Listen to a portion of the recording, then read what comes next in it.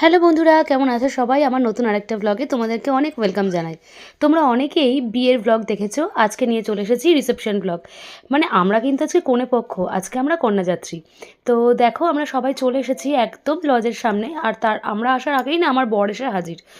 যাই হোক, এটার মনে হয় প্রথমবার হলো যে আমি পৌঁছানোর আগে আমার বর পৌঁছে গেছে।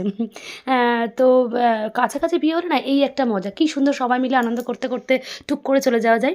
আর এই যে আমার হাতেও ধরিয়ে দিয়েছে একটা তত্ত্বের বাক্স, সেটা নিয়ে আমরা টুকটুক করে এগিয়ে চলেছি আমাদের মেয়েকে দেখার জন্য। সত্যি কথা বলতে তখন না ভীষণ আনন্দ হচ্ছিল যে বিয়ে বাড়িতে গেলে যেটা হয় আর কি, তবে ভেতরে ঢুকেই তো সেই পুরো নাভিশ্বাস উঠে যাওয়ার ব্যাপার। কারণ দেখো কি লোক, আমার তো মনে হচ্ছিল এটা বিয়ে বাড়ি না মেলার জায়গা, বুঝতেই পারছিলাম না। তো কোনো রকমে ভিড় ঠেলে যুদ্ধ করে আর কি পৌঁছালাম আমাদের মেয়ের কাছে, মানে টুবুরানির কাছে।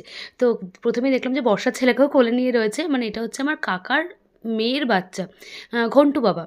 তো আর দেখো টুবুকে আর অভিষেককে কি সুন্দর লাগছে দেখতে। সত্যি কথা বলতে কি, বিয়ের পর না মেয়েদের মুখটা পুরো চেঞ্জ হয়ে যায়, তাই না বলো? যে যেমনই থাকুক না কেন, সিঁদুর পরার পর না মুখটা যেন কত উজ্জ্বল লাগে আর কত সুন্দর লাগে। ডোডো না টুবু দিদিকে দেখে পুরো অবাক হয়ে যাচ্ছিল যে এত সুন্দর লাগছে দিদিকে। আর এই নিয়ে হচ্ছেন আমাদের মেকআপ আর্টিস্ট, মানে টুবুর মেকআপ আর্টিস্ট আজকে ডোনা। তো ওকে অনেকেই তোমরা চেনো, আর যারা চেনো না তাদেরকে বলে দিচ্ছি, এটা হচ্ছে আমার কাকার মেয়ে।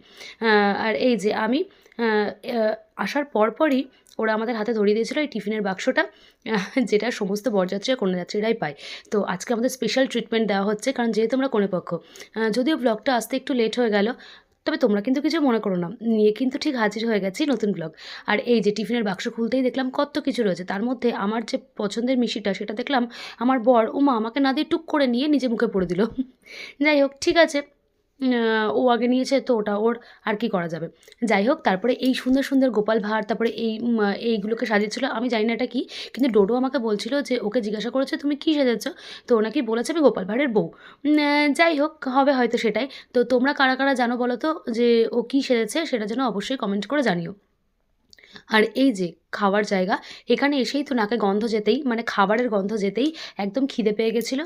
আর আমরা বসে পড়েছিলাম খাবার খেতে, কারণ অনেক গল্প আড্ডার পরে তো বসতেই হবে খাবার খেতে, কারণ বাড়ি ফিরতে হবে আবার।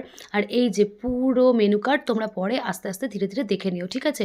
আমার তো ভীষণ খিদে পেয়ে গেছিলো, তাই মানে খাবারের ভিডিওটা কন্টিনিউ করতে পারিনি। তো যাই হোক, এইদিকে বসে গেছেন শালি আর জামাইবাবু, আর এদিকে সবসময়ের মতন আমি আর ডোডো। তো চলো আজকের ব্লগটা এই পর্যন্তই। ভালো লাগলে একটা ছোট্ট করে লাইক করে কমেন্ট করতে যেন ভুলো না। আমরা এবার খাওয়া দাওয়াটা সেরে ফেলি, আর তোমরা ব্লগটা দেখতে থাকো। চলো এভাবেই আমার পাশে থেকো। আজ তবে আসি, দেখা হচ্ছে একটা নেক্সট ব্লগে। ততক্ষণ তোমরা খুব ভালো থেকো। টাটা।